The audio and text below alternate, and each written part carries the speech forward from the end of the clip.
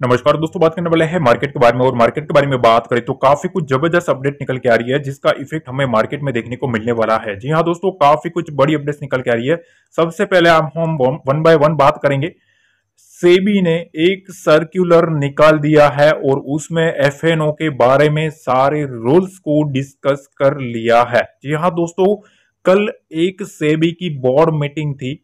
ठीक है, कल ये अनाउंसमेंट आने वाला था पर कल इन लोगों ने नहीं किया था। पर अभी आज के दिन इन लोगों ने एक अलग से सर्कुलर बाहर पाड़ा है और उसके बाद एफएनओ के ऊपर जो भी रूल्स है वो यहां पब्लिश होते हुए देखने को मिले हैं। तो क्या है सीनेरियो, क्या है स्ट्रक्चर, सारा कुछ डिस्कस करने वाले हैं। ठीक है, साथ ही साथ हम एक और चीज भी है, यहां जो चीज निकल के आ रही है, काफी इंपॉर्टेंट एक अपडेट निकल के आ रही है मार्केट के रिलेटेड कि बैंक ऑफ जापान जो है, ठीक है, उन्होंने एक सिग्नल दिया है। सिग्नल क्या दिया है कि रेट हाइक जो है उसको पोज करेगा। मतलब यहां अभी रेट हाइक जो है उसको स्टॉप करेगा। मतलब जिस तरीके से रेट हाइक चल रही थी उसके बाद जापान में काफी बड़ा मोमेंटम आ रहा था। ठीक है, और अभी भी वो झेल रहा है। अब यहां एक अलग सा सिनेरियो बनता हुआ देखने को मिल रहा है कि एक बड़ा जो रेट कट है उसके बाद अब ये जो लोग हैं वो थोड़ा पुश करने वाले हैं मार्केट को। क्यों? क्योंकि इन्होंने बताया है कि जो जापान के जो पॉलिसी मेकर्स है उन्होंने ऐसा बताया कि अभी थोड़ा सावधान रहने की जरूरत है। ठीक है, क्यों?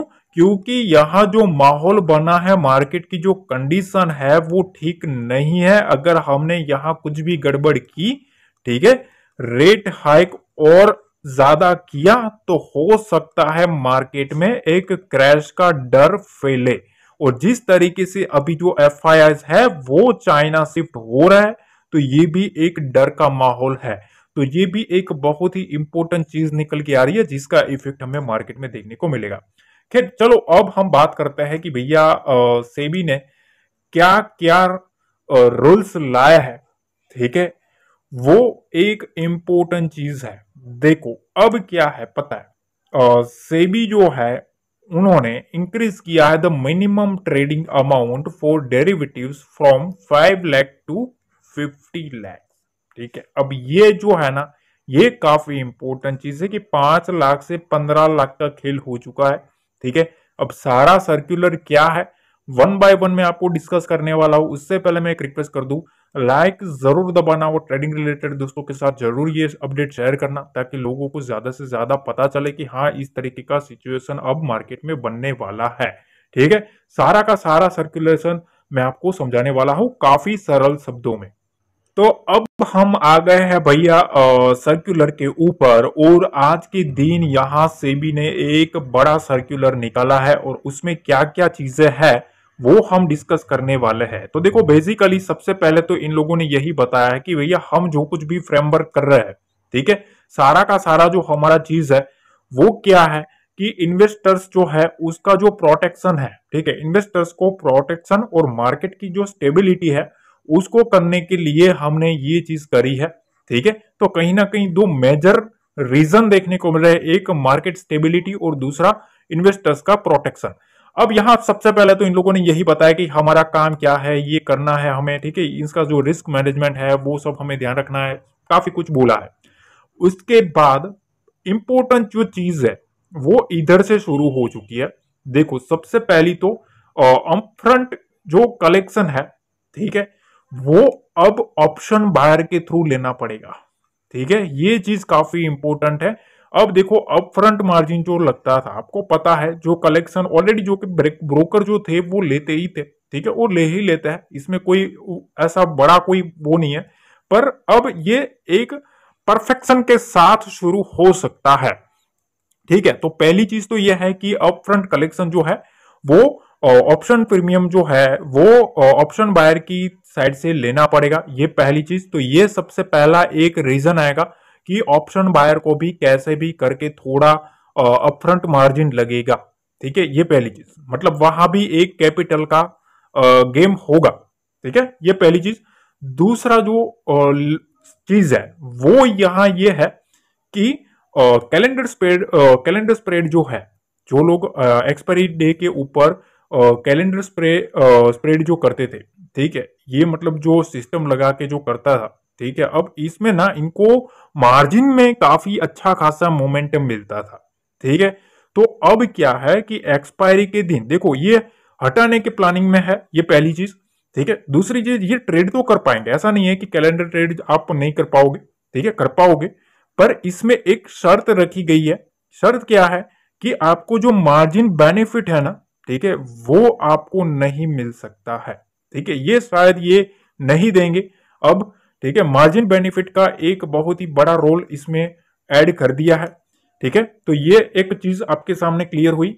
अब यहां एक और चीज आई है, ठीक है, ये क्या है कि भैया इंट्राडे में मॉनिटरिंग ऑफ पोजीशन लिमिट। देखो पोजीशन लिमिट जो है ना, सारा खेल आपको पता है अभी क्या है कि देखो पोजीशन जो लिमिट है उसमें सबसे बड़ा जो खेल है ना, वो यहाँ कॉन्ट्रैक्ट साइज में देखने को मिल रहा है। अब ये सारा खेल है जिसका मार्केट को बेसब्री से इंतजार था कि भैया इसका क्या करना है, कॉन्ट्रैक्ट साइज का क्या रूल आने वाला है। तो देखो यहाँ इन लोगों ने साफ लिखा है कि 5 लाख से 5 लाख से 10 लाख का जो सिनेरियो था, ठीक है, ये सेट कब किया गया था, 2015 में किया गया था, ठीक है। और उसके बाद कुछ भी चेंजेस नहीं हुए थे, ठीक है। उसके बाद जिस तरीके से मार्केट चलता था उस तरीके से वो लोग करते जा रहे थे। अब यहां क्या है कि इन लोगों ने ये किया है कि further the lot size shawl B fix is in such a manner that the contract value of the derivative on the day of review is with in 15 lakhs to 20 lakhs।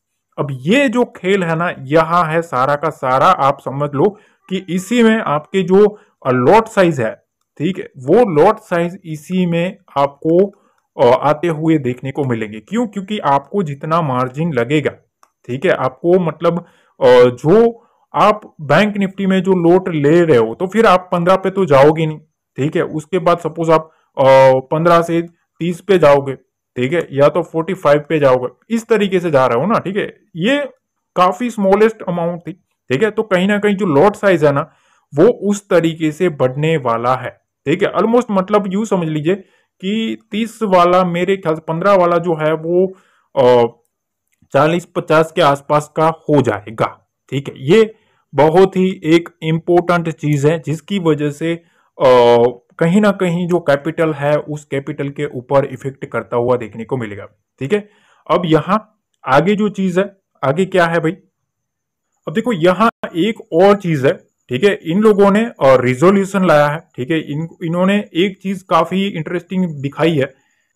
अब देखिए ये जो चीज बताई है ना, ये काफी इंपॉर्टेंट चीज देखने को मिल रही है। अब ये क्या है, तो देखो यहां बेसिकली इनका कहना यह है कि जो एक्सपायरी डे के ऊपर जो ट्रेडिंग हो रही थी ना इंडेक्स ऑप्शंस में, ठीक है, उसमें सबसे ज्यादा लार्जली स्पेक्युलेटिव देखने को मिल रहा था, ठीक है।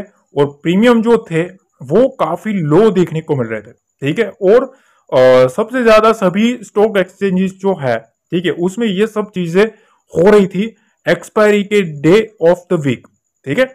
तो ये जो कंसल्टेशन पेपर जो है, ठीक है, इसमें इन लोगों ने ये एक नोटिस किया है कि हाइपर एक्टिव ट्रेडिंग जो है ना, ठीक है, वो इंडेक्स ऑप्शंस में एक्सपायरी के दिन हो रही थी, ठीक है। और इसमें सबसे बड़ी चीज जो हो रही थी कि वो एवरेज हो रही थी पोजीशन होल्डिंग, ठीक है, और वो पीरियड के साथ मिनटों में, ठीक है। मतलब आप समझ रहे हो कि प्रीमियम जो प्राइस है वो काफी छोटा रहेगा, ठीक है। तो अब बड़ा प्लेयर्स अगर उसको पोजीशन मैनेज भी करनी होगी तो वो शूटअप करवा देगा मार्केट में। और आपको पता है जिस तरीके से वोलेटिलिटी क्रिएट कर रहे थे, ठीक है, बहुत बड़े बड़े शूटअप आ रहे थे, ठीक है। आप अचानक से एक बड़ा स्पाइक आ जाता था, क्यों आता था? क्योंकि बड़े लोग जो है अपनी पोजीशन उस तरीके से मैनेज करते हुए देखने को मिल रहा था।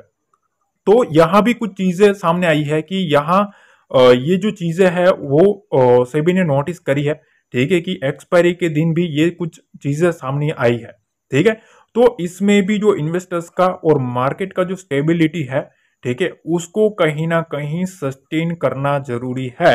तो इसमें भी कुछ चीजें इन लोगों ने इन्वॉल्व करी है। अब ये क्या है, तो ये चीज यह है कि भैया डेरिवेटिव कॉन्ट्रैक्ट्स जो है, ठीक है, जितना मुझे समझ आ रहा है मैं आपको बता रहा हूं कि देखो हो सकता है जो वीकली जो कॉन्ट्रैक्ट्स, वीकली जो एनएससी, सपोज एनएससी है तो एनएससी की जो एक एक्सपायरी रहेगी वीकली, बाकी की जो है ठीक है, वो एक्सपायरी मंथली रह सकती है। तो मतलब अब जो खेलो इंडिया खेलो जो चल रहा था वो कहीं ना कहीं मार्केट के ऊपर इफेक्ट करने वाला है। अब ये चीज है ना, इसकी वजह से आप समझ लो कभी कभी क्या होता है, एक इंडेक्स गिरेगा ना तो उसके साथ साथ एक्सपायरी की वजह से साथ में रहने वाला इंडेक्स भी गिर जाता था। ठीक है, क्योंकि मार्केट का जो स्ट्रक्चर है वो ही उसी तरीके से क्रिएट कर लेते थे बड़े प्लेयर्स। तो अब क्या होगा, मार्केट में एक सस्टेनेबिलिटी आएगी मार्केट में, पर वॉल्यूम का मेरे ख्याल से कहीं ना कहीं एक इफेक्ट आ सकता है, ऐसा मेरा मानना है।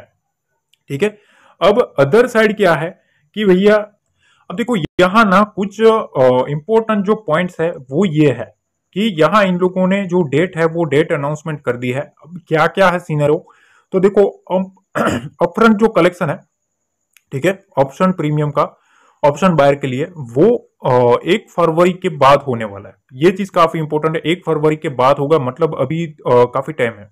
ठीक है, कैलेंडर स्प्रेड का जो है ट्रीटमेंट, ठीक है, उसको भी अगर ये रिमूवर करते हैं तो यहाँ भी 1 फरवरी के बाद ही यहाँ है, तो अभी इसमें भी टाइम बचा है। Intraday monitoring of position limit, इसमें अप्रैल 1 2025 को होगा।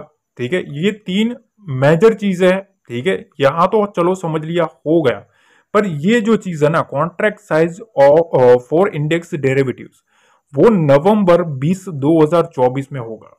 ठीक है, अब आप समझ लो अगली 20 तारीख के बाद से यहां ये खेल शुरू होने वाला है, पहली चीज। तो कहीं ना कहीं FIS की जो पोजीशन साइजिंग है वो आपको देखने को मिलेगी, वॉल्यूम के ऊपर कहीं ना कहीं इफेक्ट होता हुआ देखने को मिल सकता है। ठीक है, अब यहाँ जो वीकली इंडेक्स डेरिवेटिव प्रोडक्ट्स जो है, ठीक है, जो कि मैंने आपको समझाया कि वीकली में एक रखो उसके बाद मंथली का कर दो, ये सब जो स्ट्रक्चर है ना, ये हो सकता है नवंबर 20 को फिर आपको उस तरीके से देखने को मिले, उसके बाद आपको उसी टाइप का स्ट्रक्चर आता हुआ देखने को मिल सकता है।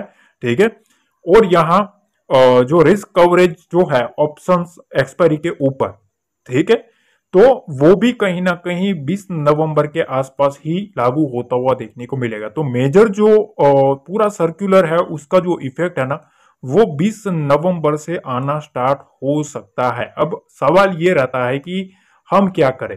तो देखो मैं आपको एक ही चीज बताता हूं कि इसमें ना मेरे ख्याल से कहीं ना कहीं जिस तरीके से मेरे को लग रहा है कि ये जो सर्कुलर है, ठीक है, उसमें कहीं ना कहीं ऑप्शन सेलर है ना, ठीक है, ऑप्शन सेलर को दिक्कत आ सकती है।